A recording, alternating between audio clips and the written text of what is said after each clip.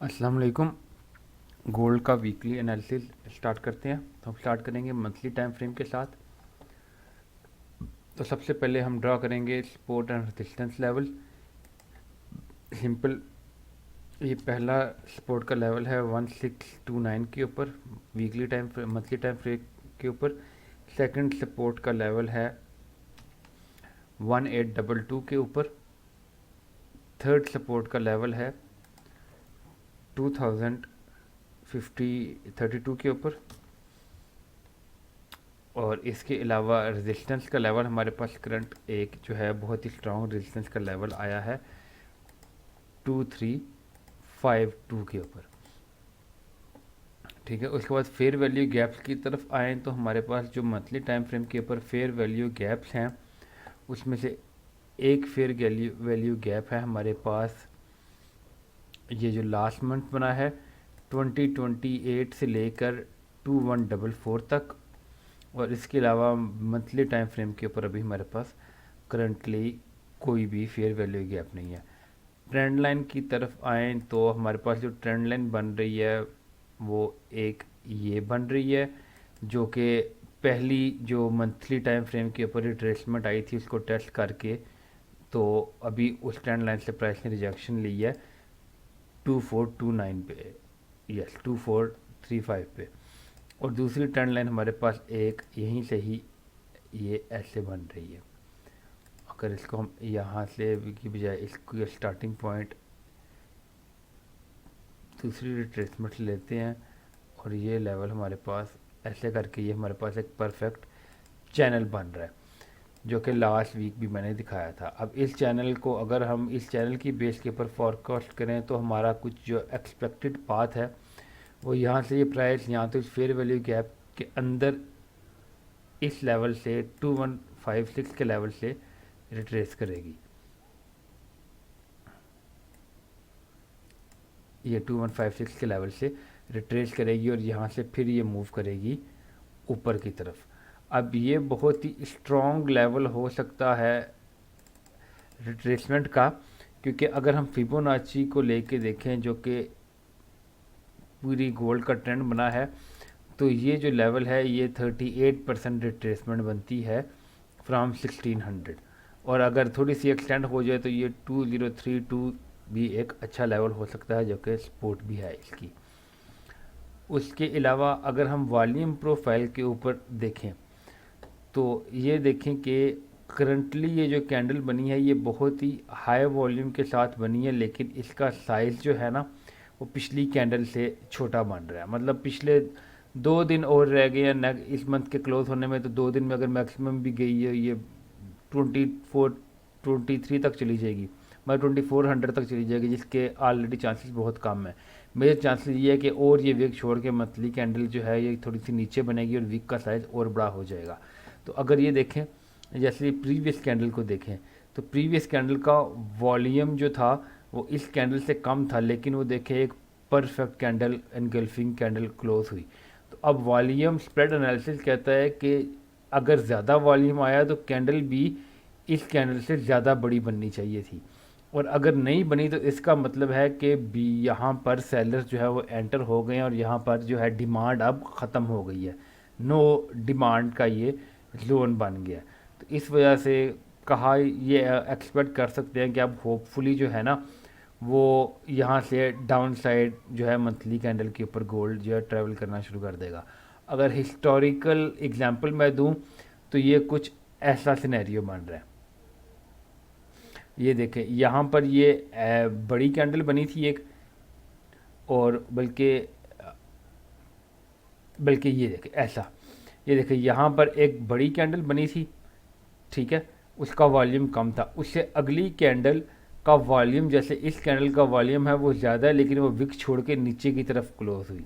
और जब वो विक छोड़ के नीचे की तरफ क्लोज हुई तो उसके बाद देखिए अगले 8 से 9 महीने डाउन ट्रेंड ही रहा था। कहने का मकसद ये है कि वॉल्यूम एनालिसिस हमारा ये कहता है कि कैंडल का जो साइज़ है वो वॉल्यूम के साथ मीट करना चाहिए। अगर ज़्यादा वॉल्यूम है तो कैंडल का साइज़ भी उससे बड़ा होना चाहिए। मतलब ये कैंडल का साइज़ इतने वॉल्यूम के साथ, अगर ये इतनी बड़ी कैंडल बनी है विदाउट एनी विक, तो अगली कैंडल का वॉल्यूम चूँकि ज़्यादा है तो इसका जो साइज़ है ये इससे बड़ा होना चाहिए था, वो नहीं बनी, तो हम कह सकते हैं कि अब हमें डाउन साइड जो है वो नज़र आ गई। मतलब अगला महीना लगेगा, ये मंथली कैंडल तो 1-2 महीने का सिनेरियो, लेकिन ओवरऑल ये हम एज्यूम कर सकते हैं कि अब जो है वो डाउन ट्रेंड जो है वो गोल्ड के अंदर शुरू हो गया है। अब आगे फर्दर आते हैं वीकली टाइम फ्रेम के ऊपर। वीकली टाइम फ्रेम में देखें तो ये देखें, यहाँ पर भी दोबारा वही सिनेरियो हमें नज़र आ रहा है जो कि 2 वीक पहले ऑलरेडी बन चुका हुआ है। इस कैंडल का साइज़ देखें कितना बड़ा था और वॉल्यूम इससे कम, इस कैंडल का साइज़ इसका वॉल्यूम कम था।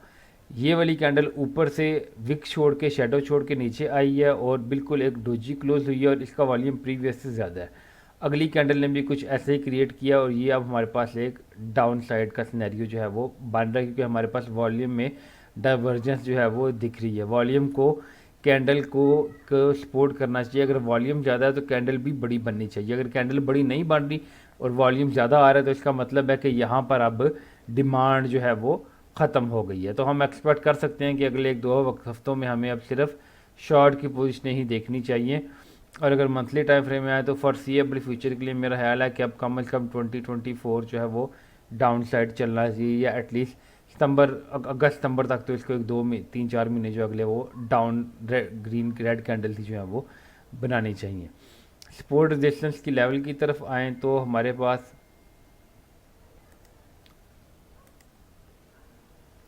वीकली टाइम फ्रेम के ऊपर जो हमने मंथली की बनाए हैं उसके अलावा कोई ऐसा हाथ स्पेसिफिक जो है वो नया सपोर्ट रेजिस्टेंस का लेवल नहीं दिख रहा। एक ये माइनर सा है, लेकिन ये फेयर वैल्यू गैप के अंदर आ रहा है, चले ये इसमें कवर हो जाएगा।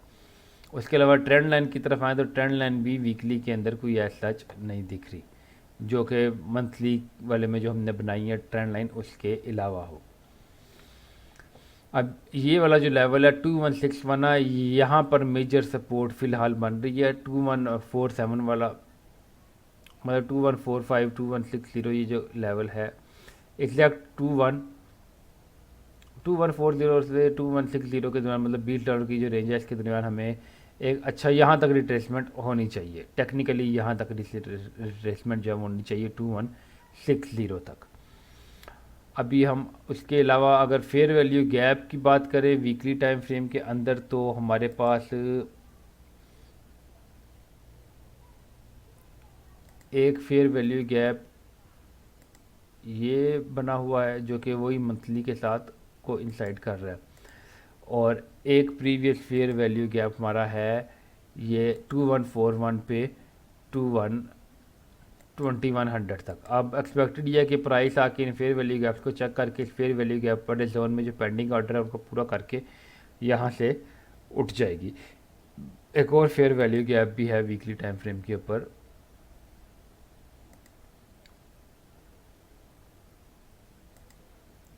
ये तो टोटल हमारे पास 2300 राउंड अबाउट से लेके तकरीबन 2050 तक ये सारा जोन वो है जहाँ पर बहुत सारे पेंडिंग ऑर्डर जो है वो पेंडिंग है। तो प्राइस लाजमी उनको पूरा करने के लिए एक दफ़ा नीचे आएगी। अगर इसने दोबारा ऊपर भी जाना तो यहाँ तक आकर फिर यहाँ से 2150 से या 2050 से दोबारा ऊपर की तरफ रिट्रेस करेगी। ट्रेंड लाइन अगर हम देखें तो हमारे पास एक ये यहाँ से 2006 से बनती हुई नज़र आ रही है ये वाली, और ये देखिए ट्रेंड लाइन मिलके आपके पास एक राइजिंग वेज का सेटअप भी बना रही है। डेली टाइम फ्रेम के ऊपर आए तो डेली टाइम फ्रेम के ऊपर करंट सिनेरियो के अंदर हमारे पास एक तो यही ट्रेंड लाइन जो है वो जो हमने वीकली बनाई है वही डेली पे चल रही है। अभी प्राइस इससे करंटली सपोर्ट ले रही है 2300 से 2395 के जोन से। और डेली के अगर वॉल्यूम की बात करें तो ये देखें यहाँ पर फिर वही सिनेरियो रिपीट हुआ है जो हम मंथली से देखते हुए आ रहे हैं। मतलब पहले वो सिनेरियो मंथली में भी बना है जो अभी मंथली के अंदर करंटली बन रहा है, और वीकली के अंदर भी बन चुका है, और डेली के अंदर देखें भी एक दफ़ा बन चुका है। अब यही सिनेरियो देखें अगर मंथली के अंदर रिपीट होता है तो कितनी बड़ी कैंडल बनेगी। ये देखें वॉल्यूम बहुत ज़्यादा आया प्रीवियस कैंडल्स की निस्बत, लेकिन प्राइस जो है वो ऊपर से विक छोड़ के दोबारा छोटी क्लोज ली है। लाइक इतनी बड़ी, अगर इतना ज़्यादा वॉल्यूम आया तो टेक्निकली कैंडल भी उतनी ही बड़ी बननी चाहिए थी। जैसे ये एक बड़ी कैंडल है, या ये एक एनगल्फिंग कैंडल बननी चाहिए थी विदाउट एनी विक के, जैसे ये वाली कैंडल है, ठीक है। लेकिन इन दो कैंडल्स के ऊपर वॉल्यूम बहुत ज़्यादा आने के बावजूद भी कैंडल बड़ी नहीं बनी। इसका मतलब है कि डिमांड जो है वो ख़त्म हो गई हुई है। तो अब सोचें कि अगर इसी तरह की कैंडल मंथली क्लोज होती है हाई वॉल्यूम के साथ, और छोटी कैंडल क्लोज होती है, और इसके बाद इसी तरह की एक बड़ी मंथली कैंडल बनती है, यहाँ पर अगली कैंडल मंथली एक इस तरह एनगल्फिंग बनती है, तो ये तो एक महीने के अंदर अंदर ही हो सकता है कि चले ज़्यादा नहीं तो कम से कम 2150 तक ये आ जाए।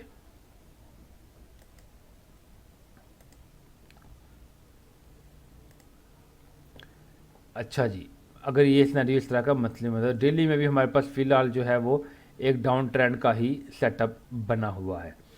ट्रेंड लाइन डेली के अंदर एक रेड बन चुकी है, जिसने अपनी फर्स्ट टेस्टिंग भी कर ली है रिजेक्शन की। उसके बाद हमारे पास डेली के अंदर अगर यहाँ पर देखें तो हमारे पास एक फेयर वैल्यू गैप भी अच्छा डाउनसाइड के ऊपर बन चुका है, जिसकी परफेक्टली रिजेक्शन भी फ्राइडे वाले दिन हो गई है। इसको हम रेड मार्क कर लेंगे क्योंकि ये हमारा डाउन साइड का वो है फेयर वैल्यू गैप है। यहाँ पर प्राइस जहाँ पर पेंडिंग ऑर्डर सेल के एक्सपेक्टेड, और यहाँ से सेल ही हमें मिलेगी। उसके अलावा सपोर्ट रेजिस्टेंस का कोई लेवल डेली के अंदर हमें और एज सच नहीं मिल रहा, ये हमने मार्क किया हुआ है 30-40 का लेवल। उसके बाद ये लेवल जो है 24-40 का, 24-30 का लेवल। उसके बाद 24-14 का लेवल भी एक अच्छा लेवल था रेजिस्टेंस का।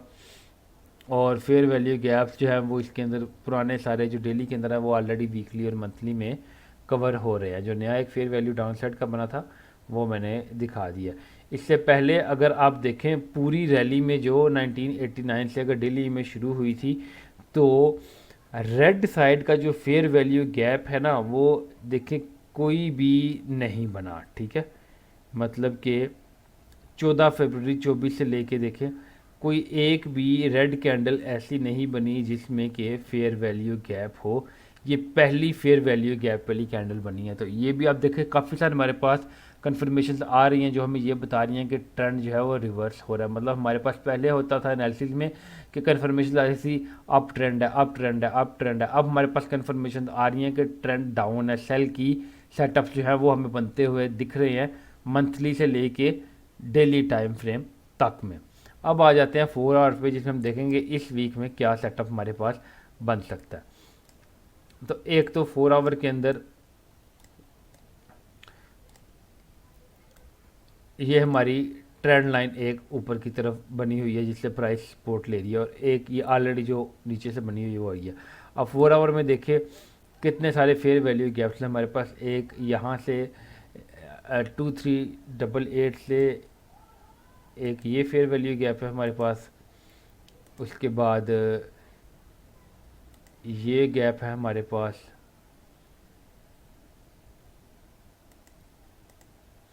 उसके बाद हमारे पास एक गैप यहाँ पर है जिसको प्राइस ने अभी रिसेंटली टेस्ट किया है।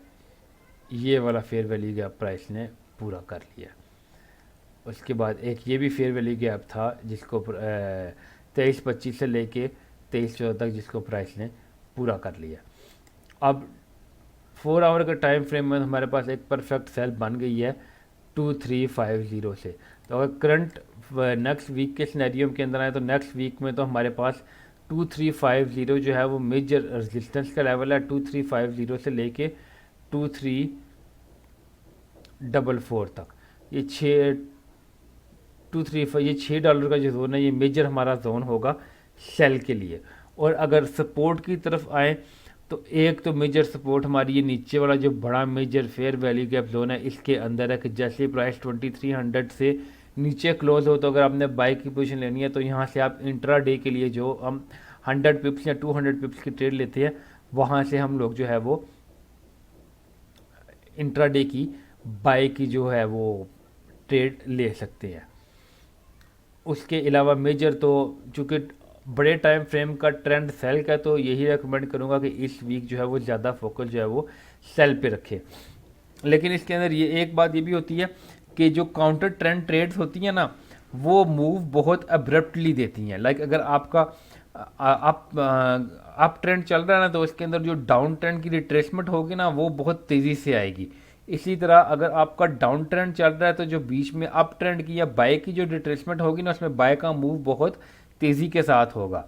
तो इसलिए थोड़ी सी एहतियात से काउंटर ट्रेंड ट्रेड्स भी लें तो वो भी अच्छा प्रॉफिट जो है वो दे जाएगी। लेकिन मेजर ये है कि इस हफ्ते 2350 के अराउंड जो भी रिजेक्शन हो वहाँ से सेल लेके उसको अच्छे लेवल पे 100 पिप्स के या 200 पिप्स के लेवल पे, या ये जो मेजर है 2317 का लेवल, यहाँ पर हम इसको क्लोज कर सकते हैं। जो ट्रेंड लाइन है यहाँ से अगर सपोर्ट लेता हुआ दिखे, या इसको अगर तोड़ के ये 2300 के आगे पीछे सपोर्ट लेता हुआ दिखे, तो यहाँ से हम लोग बाय जो है वो कर सकते हैं। लेकिन मेजर फोकस हमने डाउन ट्रेंड के ऊपर, सेल के ऊपर ही रखना है। अब मैं चूँकि स्विंग ट्रेडिंग करता हूँ, तो मैं इसलिए नॉर्मली 4 आवर के टाइम फ्रेम के ऊपर रहता हूँ। इससे नीचे के टाइम फ्रेम पर मैं नहीं आता और ना ही मुझे उसकी इतनी समझ आती है। नीचे के टाइम फ्रेम के ऊपर फिर मैं आ जाता हूँ अपने पर्सनल सेटअप के ऊपर, जो है हमारा अपना इन हाउस जो है वो एल्गोरिदम है एल्डोराडो के नाम से। तो उसको थोड़ा सा देख भी लेते हैं, और उसकी प्रीवियस वीक की जो परफॉर्मेंस है उसको भी एक दफ़ा चेक कर लेते हैं। और ये अब हम सारे लेवल ड्रा कर लेंगे, तो दिखाने का मतलब ये है कि आप हम देखेंगे कि कैसे जो एल्डोराडो है वो ऑटोमेटिकली इन सारे लेवल्स को डिटेक्ट भी करता है, और आलमोस्ट इनके ऊपर जो ट्रेडिंग के रूल्स हैं उनकी बेस के ऊपर कैसे इन्फॉर्म्ड डिसीजन जो है वो लेता है।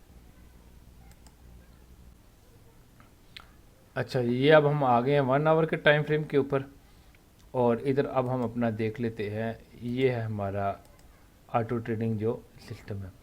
अब लास्ट वीक पे आए, तो ये हम मंडे से स्टार्ट करते हैं, ठीक है। अब नॉर्मली इसमें होता है क्या है कि $10 की टीपी होती है हमारा, और $10 $20 का स्टॉप लॉस होता है। ये हमारा ट्रिगर होता है जो ट्रायंगल है, और ये जो स्क्वायर है ये हमारा सिग्नल होता है। तो अब अर्ली मॉर्निंग नॉर्मली हम लोग नहीं लेते, हम लोग नॉर्मली यूएस सेशन और लंदन सेशन के अंदर ही ट्रेड करते हैं। तो ये मंडे को पहली ट्रेड हमें मिली थी सुबह 8 बजे, जो कि हमने नहीं ली। हम नॉर्मली यूएस सेशन में ट्रेड लेते हैं। दूसरी ये मिली 11 बजे, ये भी हमने स्किप कर दिया। हम नॉर्मली 12 बजे के बाद ही एक्टिव होते हैं। ये ट्रेड 11 बजे आई थी। ये 12 बजे हमें ट्रेड मिली पहली। शाम को 5 बजे ट्रेड ली हमने 23:32 पे, और उसके बाद ये गया 23:43 पे, इसकी टीपी हिट हो गई थी, ठीक है। उसके बाद ये सेल की हमें ट्रेड मिली, ये सेल की टीपी हिट होगी। उसके बाद यहाँ से दोबारा मंगल वाले दिन सुबह 7 बजे सिग्नल आया, ये हमने मिस कर दिया। दूसरा सिग्नल जो आया हमने, ये दोपहर को 2 बजे वाला, इस पर हमने बाय ली। बाय की टीपी हिट हो गई 2291 पे। उसके बाद हमने इसको यहाँ पर सेल का ट्रिगर आया, लेकिन उसके बाद अगली कैंडल जो है वो इनगल्फिंग बनी, तो हमने ये सेल यहाँ पर नहीं, अगली कैंडल पर टीपी ली थी 2336 के ऊपर। इसकी भी टीपी हिट हो गई थी। उसके बाद ये हमारे पास सिग्नल आया था बाय का 2336 के ऊपर, इसकी भी टीपी हिट हो गई थी। उसके बाद ये सेल का सिग्नल आया, अगली कैंडल रेड बनी। हम सिग्नल आने के बाद अगली कैंडल का वेट करते हैं, अगर अगली कैंडल रेड बने तो सिग्नल लेते हैं, नहीं तो नहीं लेते। ये जो स्क्वायर होता है इसके ऊपर, सर्कल वाले सिग्नल के ऊपर हम लोग फ़ौरन ट्रेड ले लेते हैं।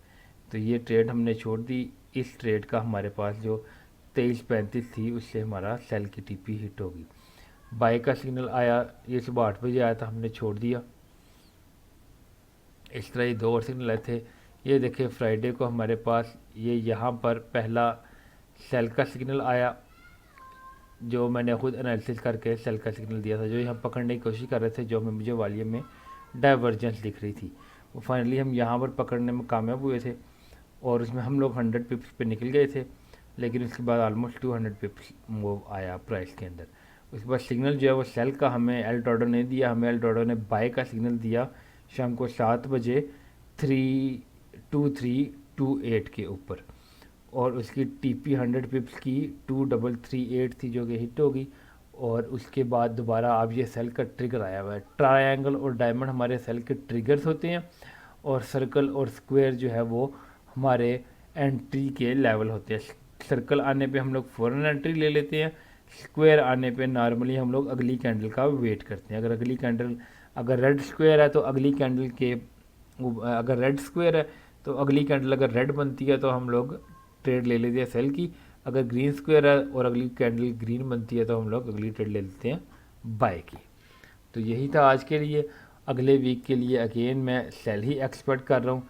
2352 के लेवल की रिट्रेसमेंट एक्सपेक्टेड है कि यहाँ पर प्राइस अगर देखे दोबारा आती है तो अभी से क्लियरली दिखना शुरू हो गया कि अगर यहाँ पे प्राइस दोबारा आती है तो ये कुछ ऐसा सेटअप हमारे पास बनेगा, ऐसे करके आएगी, ये एम बनेगा हमारे पास डबल टॉप और उसके बाद ये प्राइस जो है वो मेरे ख्याल से 2322 या टू बिलो 2300 अगर ज़्यादा स्ट्रॉन्ग डाउन ट्रेंड आता है, अच्छी न्यूज़ आ जाती है नॉन फॉर्म पे रोल्स पे या उससे अगले वीक में सीपीआई पीपीआई की, तो होपफुली जो है वो प्राइस ज़्यादा भी गिर सकती है।